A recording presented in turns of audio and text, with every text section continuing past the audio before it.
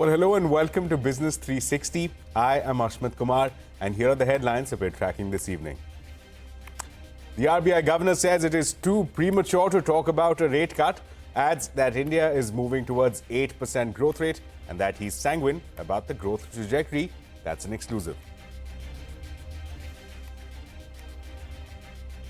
TCS beats Street's expectations in Q1. Constant currency revenue growth rises 2.2% sequentially against the estimate of 1.15%.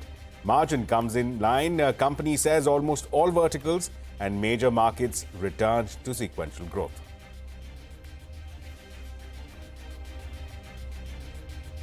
Flat end to a volatile session for the markets ahead of the US inflation data. Nifty and the Sensex end marginally lower. The Nifty FMCG index hits a record high. RBI permits all presidents to open Forex accounts in Gift City for all purposes. Shortage of skilled labor emerges as one of the top concerns for CEOs across industries attending the CNBC TV18-CII Budget Townhall. Business leaders from FMCG, hospitality, NBFC, agriculture say that the government needs to put more money in the hands of rural Indians to boost consumption and also expand its incentive scheme to more sectors. Anil Agarwal's Vedanta is likely to launch a QIP to raise up to 8,000 crore rupees. Sources say Citi, GM Financial and Nuvama are likely to be the bankers. The buzz pushes the stock down 2%.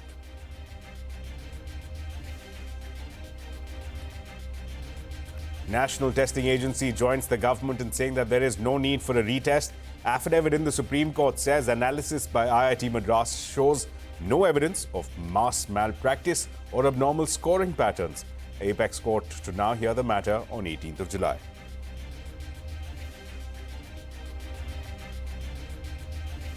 Floods in Assam have killed 5 more people in the last 24 hours, pushing the death toll to 84 lives. Over 1.4 lakh people across 27 districts have been affected. At least 159 animals have died at the Kaziranga National Park. Water levels of the Brahmaputra have risen to above the danger mark in 4 districts, including Guwahati and Tezpur.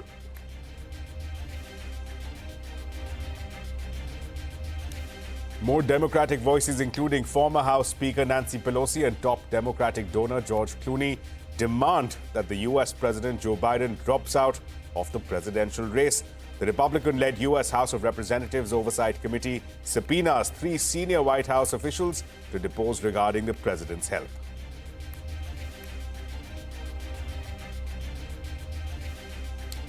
NATO leaders pledged $43 billion in military to Ukraine. The military alliance calls China a decisive enabler of Russia in a stern rebuke. This is the first time NATO has officially mentioned China as a concern.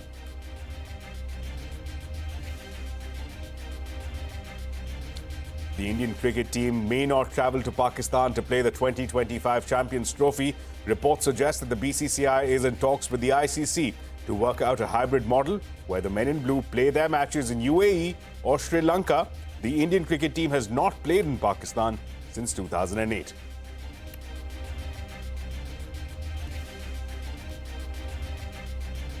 Well, the top story this evening, TCS has kicked off the IT earnings, beating the street's expectations in the first quarter. The company says almost all verticals and major markets have returned to sequential growth. Rima Tendulkar is joining us now with more. Rima, help us decode some of these earning numbers. TCS reports a beat on revenues and margins as it declares its Q1 FY25 numbers.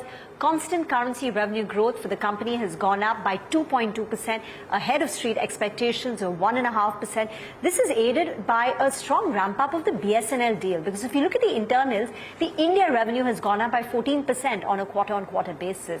So the top line growth is a function of the pickup that we've seen in the BSNL deal, but it's a beat on expectation. Margins too at 24.7%. It's down 130 basis points on a quarter-on-quarter basis, but better than street expectation, which was anticipating a decline of 150 basis points due to the wage hike. One reason aiding the margin performance is the sharp contraction in the subcontracting costs. Subcontracting expenses further decline, and that's pushing up the margins. Profits too have come down, have fallen because of the margin pressure, but better than street expectation. Two more internals I'd like to highlight. One, TCV, the total contract value of deal wins, stands at $8.3 billion. This is lower than what we've seen in the prior quarter, which was $13.2 billion, but that's because last quarter saw a bump up due to the Aviva deal. $8.3 billion is still within the management's quarterly, deal win run rate of $7 to $9 billion. And on the supply side dynamics, the headcount for the company has gone up after 3 quarters of a decline. So this quarter, they've added nearly 5,500 employees as attrition continues to further tick down to 12.1%. All in all, it's a good showing from TCS. Strong start to Q1 FY25. Right, Reema, thanks a lot for that. Now, Anil Agarwal-led Vedanta is likely to raise up to 8,000 crore rupees through a qualified institutional placement, or QIP. This comes after the company's shareholders, the plan on the 21st of June. The stock fell 2% in early trade. Sudarshan Kumar now joining us with more. Sudarshan, take us through this QIP plan of Vedanta. If you see the move of Vedanta shares in the last 2 days, the stock has fallen almost 5%. Now we understand from our sources that Vedanta is looking to launch its QIP soon, and it's going to be of rupees 8,000 crore or say $1 billion. Remember, on June 21, Vedanta's shareholders had approved fundraising for up to rupees 8,500 crore. And earlier to that, in the month of May, Vedanta's board had given go-ahead for the fundraising via equity issuance or via other financial instruments. Now, with all the approvals in place, Vedanta is in talks with bankers to launch its QIP over the next few days. Now, if this QIP takes place, this will be an equity dilution for the second time in last 1 month. In June, promoter had sold 2.6% equity via block deals at a price of rupees 427 per share. Now, since then, the stock has risen almost 9%. Now, if you talk about 2024, the returns of this stock, it has gained more than 73%. Now, CNBC TV18 has reached out to Vedanta for the query regarding QIP launch. Company says, as a policy, it does not comment on market speculation. Right, Sudarshan, thanks a lot for that. Now, the Defence Research and Development Organization has sanctioned 7 new defence projects to private Indian companies under the Technology Development Fund scheme.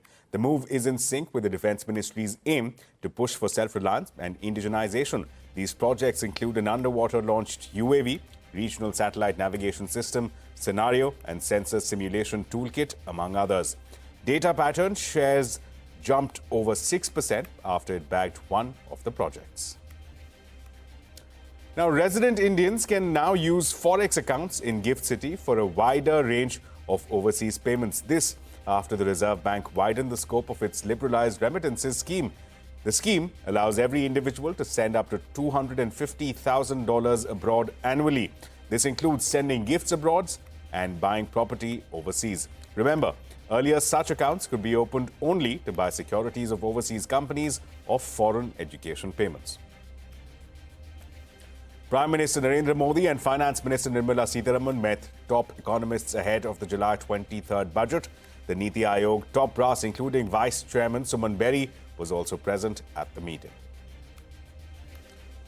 And top business leaders and newsmakers gathered at the CNBC TV18-CII Budget Townhall to put forth their expectations from the upcoming budget. CII President and ITC CMD Sanjeev Puri believes consumption is likely to pick up in the second half of the year. He went on to say that India is better off compared to other countries when it comes to consumption. Echoing the needs of businesses, Bajaj Finserv Chairman and Managing Director Sanjeev Bajaj stressed on the shortage of skilled manpower. Meanwhile, Tata Chemicals Managing Director R. Mukundan proposed to push back on the sunset clause allowing 15% corporate tax for new units by another 5 years. Indian Hotels Chief Puneet Chhatwal reiterated the long pending ask of hospitality industry for an industry status. Consequent to COVID, we have seen the cost table, and a lot of it because of external factors has actually gone up. And because of that, there is a challenge on consumption across the world. As far as rural is concerned, given that cost of everything has gone up, what CII is recommending is that the amounts through direct benefit transfer, the amounts through Manrega and income tax at the lower end, so below 20 lakhs, there should be some relief in, and all the other areas should be increased. Our last 5 years have seen the early benefits of schemes like the PLI scheme. There have been some mistakes along the way also which need to be corrected. I hope we see a version 2 of that, and while we know the budget is for the year, but I hope there's a direction for the next 5 years. What industry needs is a clear glide path of what to expect over, say, the next 5, even 10 years, so that they can invest with confidence. Second, around jobs, getting jobs and skilling. We were just talking to somebody over lunch, and you can't get people because most people have gone home, and how do you get them back? I think this is another big challenge for industry. This 15% income tax sunset clause, if you can push it back by another couple of years or maybe give it a 5-year push, I think it's going to play extremely well. The external environment is positive today. If you look at the environment in terms of interest rate, they're going to fall. You go look at the, despite all the trouble in the world, energy costs are almost flat. You can't ask for a better environment, but we now need to capitalize and move forward. I think giving this sector full infrastructure status would bring in a lot of investments, not only from within India, but from outside of India.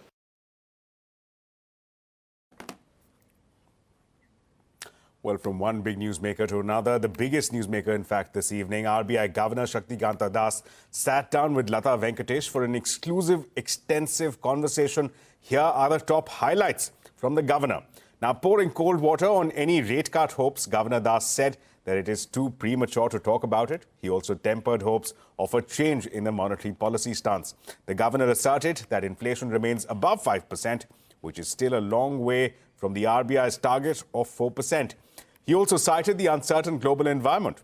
When asked about growth, the governor asserted that he's sanguine about the trajectory. He said that India is moving towards an 8% growth rate and that the RBI estimate of 7.2% growth this year is achievable. Governor also held out hope for the banking industry on the proposed tightening of project finance rules. He said that the RBI is open to feedback and what has been proposed are only draft rules. The tenure of Governor Das ends this year. So when we asked him if the governor, he has held any talks with him for an extension, the governor replied that he's focused on his batting. When the inflation is at 4, our inflation, the last print was 4.7%. And the June inflation is expected to be, out tomorrow. That is also expected to be, as per the surveys done by various wire services, that is likely to be close to 5%. So when we are at 5 and our target is 4, I would feel it is too premature to talk about interest rate cuts. Now, some central banks do some kind of advance guidance saying that, it is not far away or, we are getting close, something like that. That was my ask. Yeah, but the issue is the overall economic environment globally, not just in India, globally and in India, it is so uncertain to talk in terms of interest rate cut that I will do it, 1 quarter away or 2 quarters away. You say something and then you have to sort of take back whatever you have said today. So basically it is the uncertainty which is the one aspect. Second thing is the CPI headline inflation continues to be close to 5%. In fact, as I said, according to the surveys done, it's likely to be again expected to be close to 5%. So therefore, from that context, I think it is too early to talk about interest rate cuts. And I would rather not give, any kind of forward guidance, which may, I said it, I think, somewhere else. I would not like to give any kind of forward guidance which would lead the market players and the stakeholders and others to board the wrong train. Okay. The momentum of economic activity, the momentum of growth in the Q4 of last financial year, that is January to March, was very strong. And the momentum of economic activity in the quarter ending June, that is the first quarter of this year, also continues to be strong. So given this, I think 7.2% which we have given at this point of time, it looks very much achievable. India has changed. The macroeconomic fundamentals of India are today much stronger than it was a few years ago. Macroeconomic fundamentals are very strong. The growth momentum is very strong. International investor confidence is also very strong. JP Morgan bond index inclusion also means that the flows will be there. Our huge Forex reserves also gives confidence to the international investors to invest in India, that India is in a position to meet its external payment obligations. So you have to look at the so-called stability of the Indian rupee in this background. So I would say it is more to do with our overall stable, strong fundamentals than anything else. Reserve Bank, I again would like to stress, we only manage excessive volatility. Okay. But do you think, given exactly the reasons you say, that there is a very good chance of a rating upgrade? It should have happened even earlier. I would feel it should have happened earlier. But yes, I think it should follow. Our deficit is higher compared to other countries. Which deficit? Our fiscal deficit is higher compared to other countries in the BBB minus. But it is on a, the government has announced a consolidation, fiscal consolidation path. Yeah. And the interim budget gave a fiscal deficit of 5.1. And next year, 25-26, it's supposed to be 4.5, according to the roadmap which government has given. Things appear to be moving in that direction. So I think a rating upgrade, it should happen. Yes. Okay. It should have happened earlier, but it should happen. Okay. But I think now internationally also, yes, there are some investors who go by the rating, and the cost of borrowing also depends on rating. I am not saying that the rating doesn't play a role. But I think more than that, the large investors internationally today do their own, do their own analysis and take their own call, whether, how much they want to invest. Yeah, markets are ahead of rating agencies. I think you have put it very appropriately. Markets are ahead of rating agencies. Yeah. Let me come now to the banking sector questions. The two obvious things that the market is waiting for from you is this project finance provisioning. You have raised it to, you want it raised to 5%, and once the project is completed, even then it is coming only to 2.5%. Standard loans is only 0.4. So you're really asking for a very big provisioning. Is there any chance it will be softened? You see, what we have given out is a draft circular. Yes, it's a draft. In fact, we are now adopting in our regulations, we are adopting a very, very consultative process. Yes. And in fact, in the annual report also, if you recollect, or you may have a look, or your viewers may have a look, in the annual report for, last financial year, there's a separate box item, there's a separate annex, where we have listed out all the regulatory measures which we have taken, the number of regulatory measures which followed a consultation with the stakeholders. Okay. So we are now actively consulting. There is a consultative approach for regulation making. So this is also a part of our consultative approach. What we have put out is a draft circular. We have started receiving comments, and based on the comments that are received, we will examine the comments, and then we will come out with a final circular. The purpose of the draft circular is to adopt a consultative approach to get out external inputs and examine them with all seriousness. See, this is not a discussion paper. This is a draft regulation. It's almost ready to go. It's a draft circular. So the fear of the industry is that you won't tweak it much. It is a draft. We have said it is a draft. So when I say it is a draft, I am not saying that we will not tweak much, or I am not saying we will tweak it so much. It's a draft circular, and our 3 members, external members, their last meeting is in August. And then I think your term is December, Patra's term is till January. The whole NPC changes. Not just for that reason, but that is a very good reason to continue you. So that there is continuity in the NPC, and, a job well done. Why should the government disturb? Have they intimated to you anything at all? So it is like we would this. like you in VinStreet. That's why I'm asking. It's like this. When there is an assigned, you see, first thing is institutions are bigger than individuals. Whether it is the Reserve Bank as an institution or it is the monetary policy as an institution, the institution is bigger than the individuals. The institutions develop their own momentum, their own discipline, their own principles, guidelines. So institutions will always continue to function. Now coming specifically to this thing, you see, when I am on a particular job, I focus on that job. I am not distracted by other things. Or to use the analogy of cricket, when I am out there batting, I rather focus on my batting and not think whether I am there in the next match or not.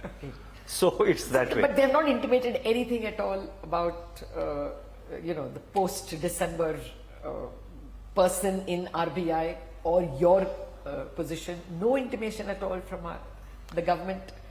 No, I think, it's again, the question is, I think I said it elsewhere also.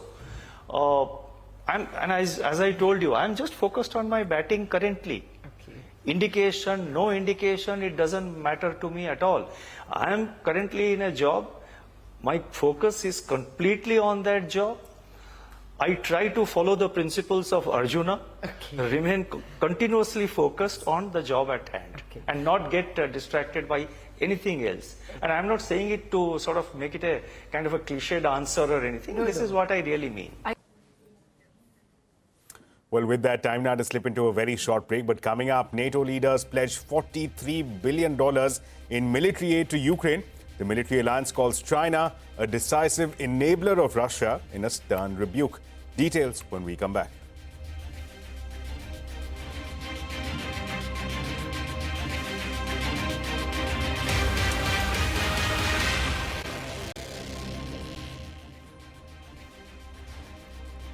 Welcome back. On to the latest from the Supreme Court case concerning the alleged paper leak in the NEET UG entrance exam. Now, the National Testing Agency has joined the government in saying that there's no need for a retest. The NTA's affidavit in the Supreme Court has said that the analysis by IITMadras shows no evidence of mass malpractice or abnormal scoring patterns. Now, this is critical given as how at the previous hearing on July 8th, the Apex Court had laid down one key parameter for allowing for cancellation of the exam. The Supreme Court had said that we need to ascertain if there's been a mass malpractice issue here with this entire examination, whether there has been a mass leak, and only then will the Supreme Court proceed to cancel the examination. Now, it is in response to that the NTA filed this affidavit late last evening.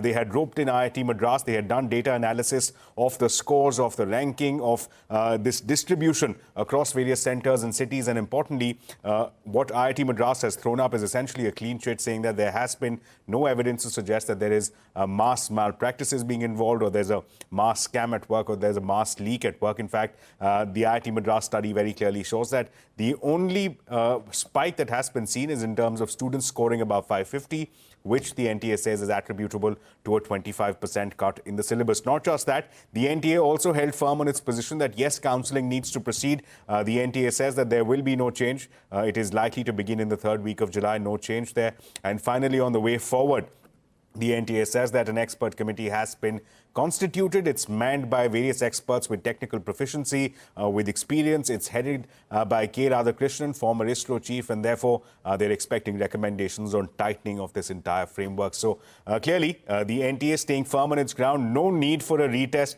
for 23 lakh students. That's the position that the NTA has taken. The Apex Court has taken note of this and will be hearing this matter once again next week, Thursday. That will be July 18th. But speaking of the Apex Court, let's pick up on another story. The Supreme Court has imposed a 10 lakh rupee fine on Mercedes-Benz India for service deficiency and unfair trade practices. This observation was made on account of non-deployment of airbags in one of its cars during an accident. The top court rejected the company's argument that cited that airbags on the driver's side did not need to deploy since the driver was restrained by the seatbelt. In other news, the Uttar Pradesh government is likely to clarify on the details of their hybrid car policy. Remember, earlier this week, the government had announced a road tax waiver for this segment. However, it did not clarify whether the benefit would extend to all categories. Parikshit Luthra joining us now. Parikshit, give us a sense. That was one announcement that created flutter within the industry. What is the clarification that is expected now from the state government? Well, there are some very strong opinions within the automobile industry when it comes to waiving road tax or giving any sort of concessions to hybrid vehicles. So soon after the UP government notified that they will be giving a complete waiver of road tax on hybrid vehicles, there were many automakers which went to the UP Transport Department. There was a meeting held today in the UP government where representatives of Mahindra & Mahindra, Tata Motors, Toyota India and Maruti Suzuki all attended that meeting. They all gave their views on whether there should be concessions or not for hybrid vehicles. All these companies have now been asked to give written submissions, but what we've been told by very senior officials in the UP Transport Department that they will now have to come out with a clarification, and it's likely in the next 2 to 3 days, as to which categories of vehicles will give exemptions. It's quite possible that the government may say that only vehicles in the range of 15 to 20 lakhs or 20 to 25 lakhs will get an exemption. And this is being done to make sure that all vehicles don't get that exemption. Currently, you also have hybrid vehicles in the range of 30 lakhs, 40 lakhs, 50 lakhs and 70 to 80 lakhs. So the UP government is saying that it's not going to be a blanket exemption. It will only be for a certain price range in hybrid vehicles. So that clarification is going to come very soon. And we are going to be seeing some very strong statements from different automobile companies going to the UP Transport Department. Right, Parikshit, thanks a lot for that. The auto industry there watching very carefully for cues from the UP government. Let's move forward now. At least 84 people have died in the state of Assam floods so far. Over 1.4 lakh people across 27 districts have been affected. At least 159 animals have died at the Kaziranga National Park. Water levels of the Brahmaputra have risen above the danger mark in 4 districts, including Guwahati and Tezpur.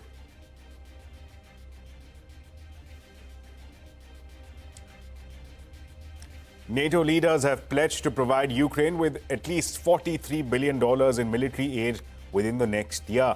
The US will also start deploying longer-range missiles to Germany in 2026 to counter any threat from Russia. The military alliance also called China a decisive enabler of Russia in a stern rebuke. This is the first time that NATO has officially mentioned China as a concern.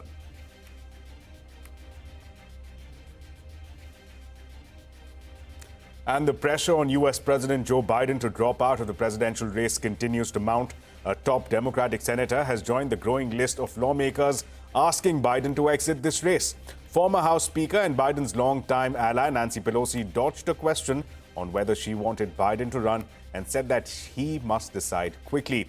Meanwhile, actor and filmmaker George Clooney, a top donor to the Democratic Party, has said that Biden should make way for a stronger candidate against Trump.